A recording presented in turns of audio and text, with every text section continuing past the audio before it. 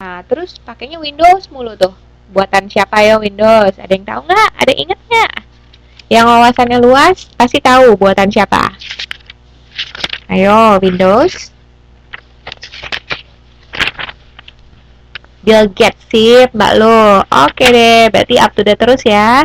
Oke, jadi benar banget nih. Nah, si dulu kita ya dari zamannya saya sekolah kecil dulu ya, nggak ada tuh Apple, ya kan? Mana ada, mana mungkin pakai Apple gitu. Nah, pakainya Windows. Tapi kadang-kadang kita boleh juga loh mencoba sesuatu yang berbeda dalam hidup ini, ya kan? Ya nggak mesti coba itu mulu ya, nggak sih? Nah, gimana caranya? Ya ini tadi, pakai Apple. Karena Apple punya sistemnya sendiri gitu. Siapa yang bikin Apple? Ada yang tahu nggak? Ayo, kalau Windows buatan Bill Gates. Kalau Apple? Iya, betul. Steve Jobs ya. Steve Jobs, Jacob. Jacob mah artis atau Mbak? Nah, Steve Jobs, sip. Berarti wawasannya luas ya, sip. Bagus, saya senang banget nih kalau anak-anak ekonomi tuh wawasannya luas-luas. Karena ya itu tadi, harus rajin-rajin lihat internet, harus rajin-rajin baca koran, majalah, apa aja deh, itu ya. Nah, jadi cerita tadi si Mac, namanya Mac ya, ini Mac Apple. Saya mau coba pakai Mac. Kenapa? Saya mau coba yang beda. Dalam arti, kalau ini kan aneh ya, kalau ini bukan aneh, lucu. Jadi kalau dia kan kalau dilihat orang pakai kacamata, aduh, tadi omongin. Tapi kan kalau kita ganti ke Mac, ya nggak diomongin juga dong, ya nggak. Wah, makanan gitu ya. Oke, nanti lain kali saya pasang gambar makanan banyak-banyak, sering-sering gitu ya. Nah, jadi coba deh pakai Mac, tingkat stimulasi optimalnya tinggi. Kenapa? Karena si konsumen adalah orang yang risk taker. Risk taker itu maksudnya apa? Risk taker itu jadi dia mau ngambil resiko untuk mencoba barang yang lain. Berarti dia adalah ciri-ciri dari inovator. Gitu. Dan pencarian keragaman. Ya, pencarian keragaman ini contohnya, maaf saya nggak pasang gambarnya sih, tapi kalau pencarian keragaman ini maksudnya tuh jadi ada orang yang mau gonta-ganti merek. Misalnya nih teman-teman beli sabun, mau coba tahu mana yang kira-kira kalau di badan tuh wanginya yang mana gitu ya. Akhirnya gonta-ganti cari sabun yang cocok. Nah, atau ada juga nih yang sebelum beli handphone, teman-teman tuh nanya nih, Mbak DJ, pakai handphone apa sih? Handphonenya Samsung gitu kan.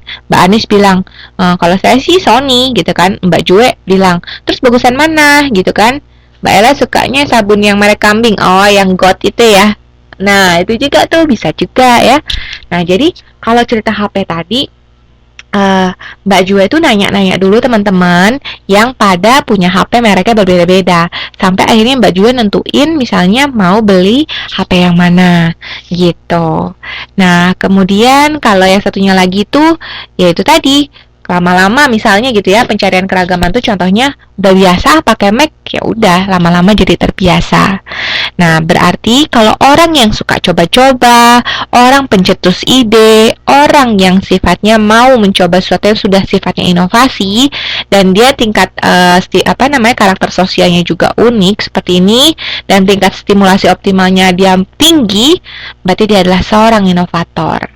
Ya, coba tanya ke diri teman-teman. Teman-teman adalah salah satu inovator atau bukan? Ya, kalau belum, boleh digali lagi ide-idenya, perkembangannya, apanya semua deh, semua imajinasinya. Ya, oke saya lanjut.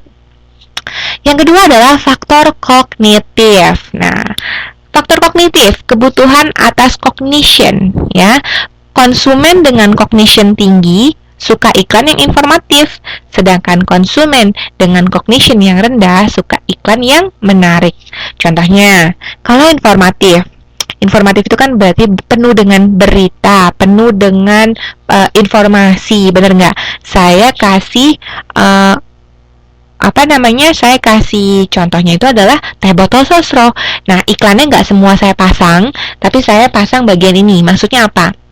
Kalau teman-teman masih ingat iklan teh botol sosro tuh, dia bilang begini, teh botol sosro itu, bagaimana sih proses pembuatannya? Kalau katanya si itu tuh artisnya gitu bilang, oh teh botol sosro itu dibuat dari daun teh berkualitas yang segar gitu kan. Nah, prosesnya dia flashback, ceritanya iklannya itu flashback itu, terus dia lihat pabriknya.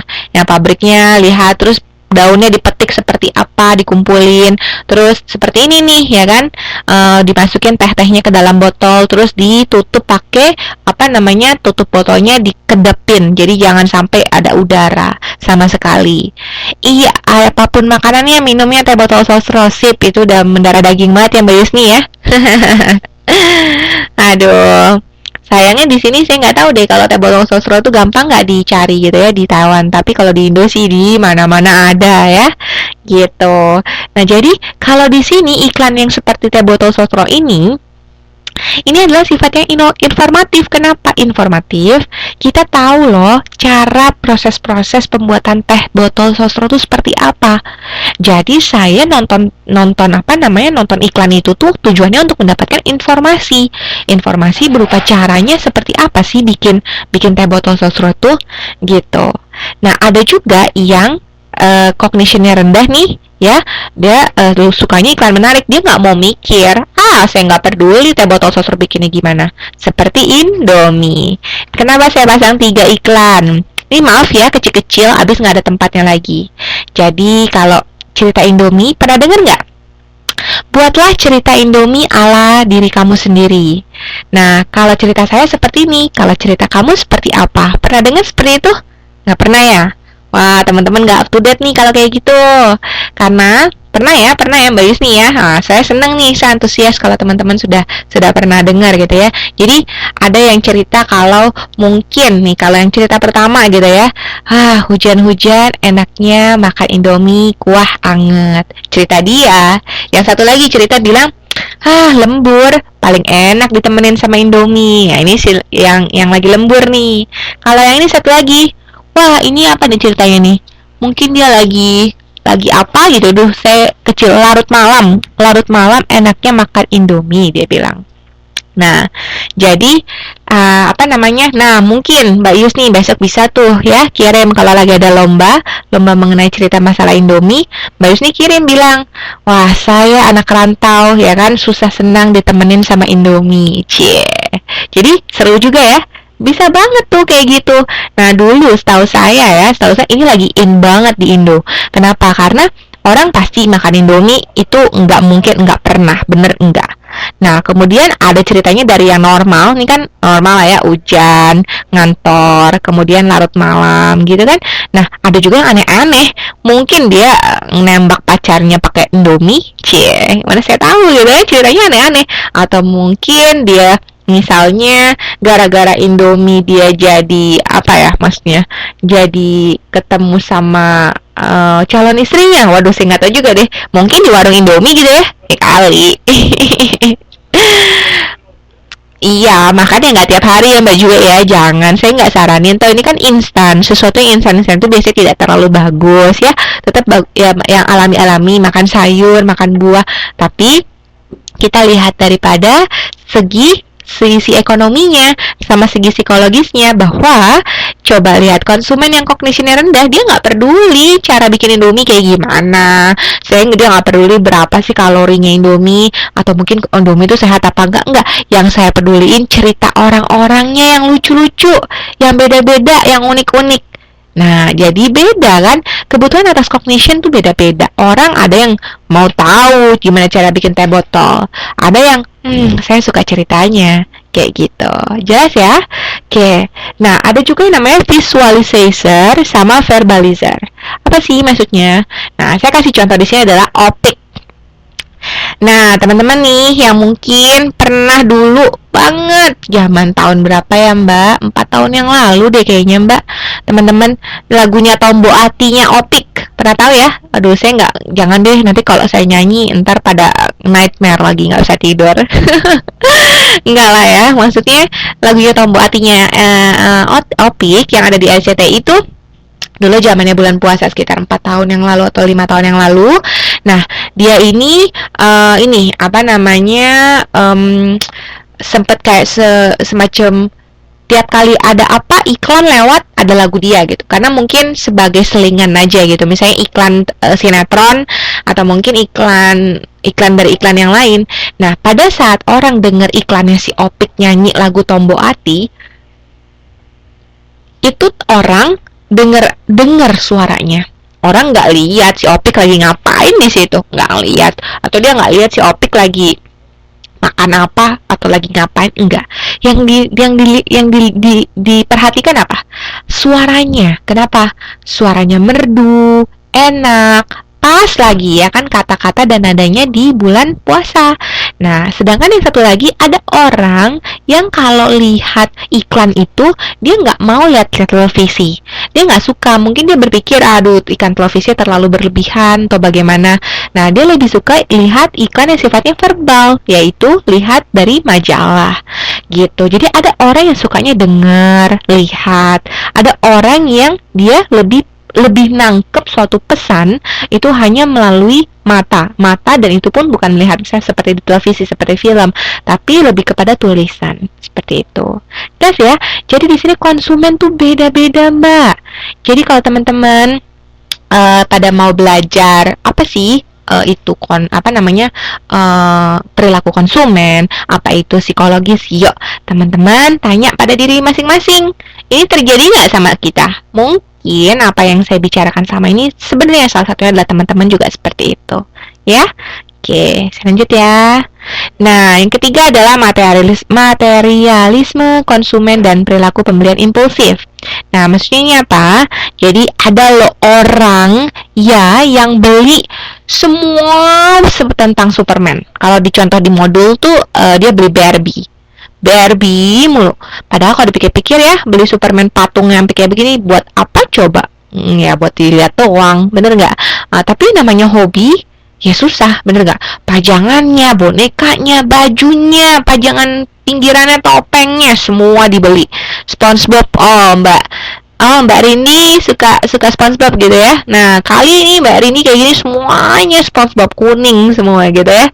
Nah, jadi kadang-kadang ada konsumen yang bersifat materialisme, bukan materialisme matre gimana ya, tapi maksudnya gini, dia rela mengeluarkan uang lebih untuk sesuatu yang sifatnya bisa menyenangkan diri dia, tetapi tidak perlu ada manfaatnya. Mungkin dia cuma beli pajangan, misalnya seperti ini, patung, buat apa ya? Ya nggak sih? Cuman buat dia ada kesenangan tersendiri pada saat dia membeli patung Superman, gitu. Nah, jadi dia ini konsumen yang materialismenya tinggi.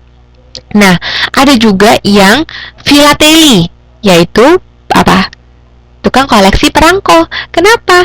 Ya karena dia nggak cuma lihat dari perangkonya yang kecil-kecil ini nih, ya kan? Ya elah katanya Mbak Yusni atau Mbak Iis gitu ya, atau Mbak Sulasri, aduh ngapain sih koleksi perangko? Kertas kok dikoleksiin, gitu kan? Nggak ada bagus-bagusnya.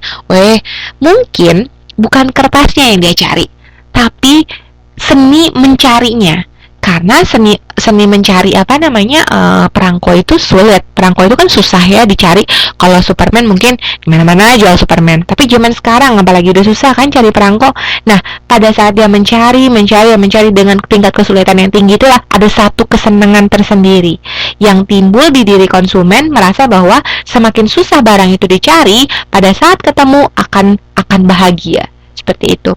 Betul Mbak Iis, koleksi uang. Ada juga yang kayak gitu, dia hobi banget koleksiin uang. Ini susah, tapi sekalinya dia nemu, dia merasa bangga banget, dia merasa, wah ini udah harta banget, seperti itu.